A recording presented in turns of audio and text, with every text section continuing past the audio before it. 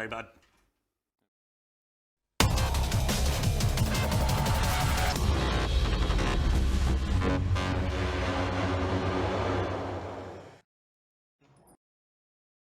Hey guys, welcome back. This is Elise Randolph, joined with Rain Chocolate, and we are showing you the second match of Alliance Tournament 14. I guess it's the third match if you want to be super picky about it, but the second one that we're showing between VYDRA and the PolarBears. You'll see PolarBears in blue, and you can see them in a Golem Scorpion Navy issue core with a bunch of Storks. Rain, tell us about the other team. So VYDRA bought the Balgorn and a Astarte, couple curses, and then an Augur. So we have a shield comp fleet versus a armor comp fleet. They also have a lot of bombers for support as well as a Pontifex. And it's important to note, VYDRA are bringing their flagship Balgorn on field, so that can have really fancy modules if we're lucky today. Yeah, and so both teams have, or at least VYDRA also has their links, but then they also have a Pontifex, which is the command destroyer that can also have links. But whereas PolarBears also has the 2 Storks, so links are always super important in this, especially right before the command boost changes. Both teams warped in at 50, and we have 30 seconds until the match starts.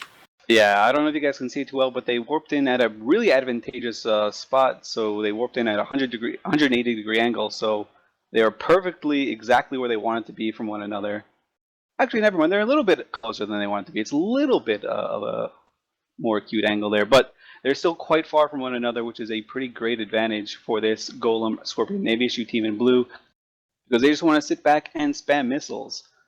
Yep, and the match is going, and we can see effects going right away, really quickly. Let's see where the damage goes. So VYDRA is rushing in, whereas PolarBears are actually moving away, especially with the Basilisk moving furthest away, or not furthest, but at least away to put his team between himself and the enemy. Yeah, we can see some damps and tracking disruptors. It's important to note that this curse team have a bunch of tracking disruptors. It could be missile tracking disruptors, as those are allowed in the tournament. And the PolarBears are picking the curse out as their primary target. They really want to bring him down. But this is a tanky monster over here.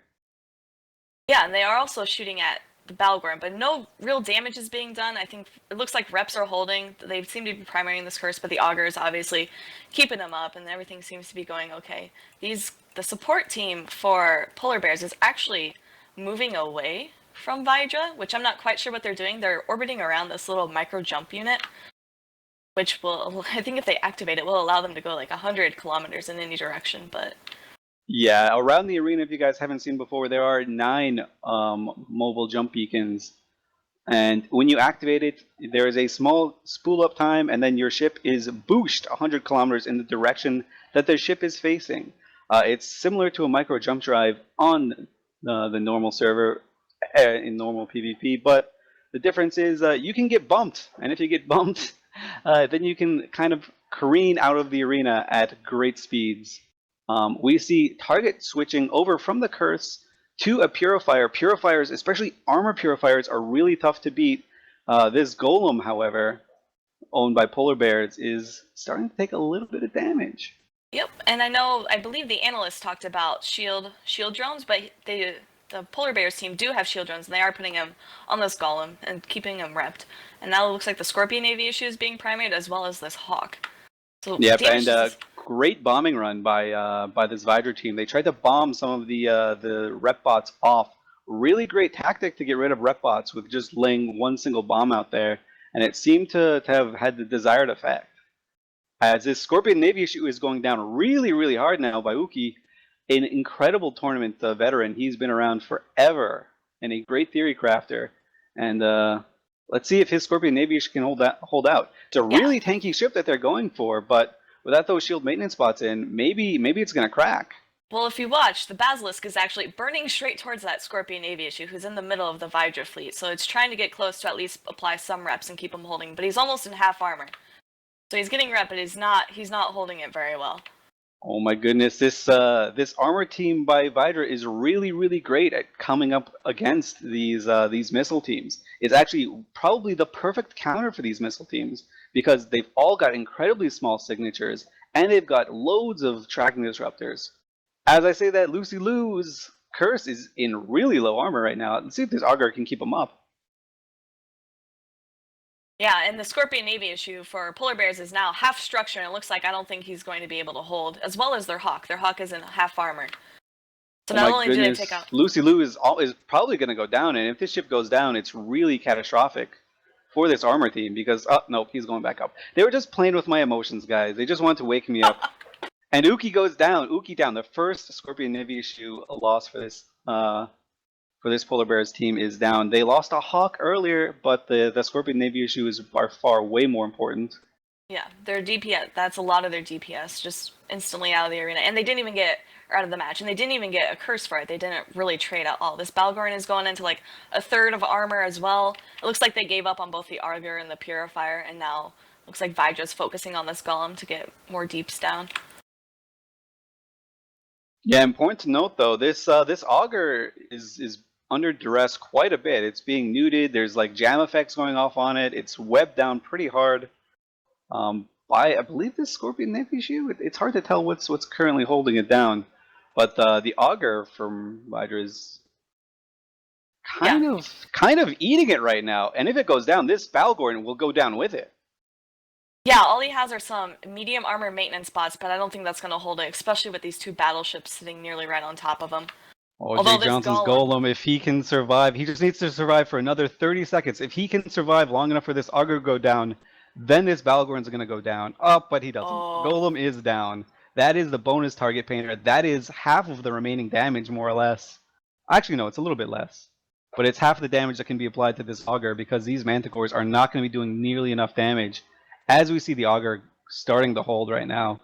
Oh, that was so close. A game of inches right there. Goodness gracious. The Augur is barely holding it, looks like. He has a massive swarm of armor bots on him. It looks actually pretty nice, probably, for him. And he's keeping the rest of his team alive. I don't think the Scorpion Navy issue can deal enough damage for him.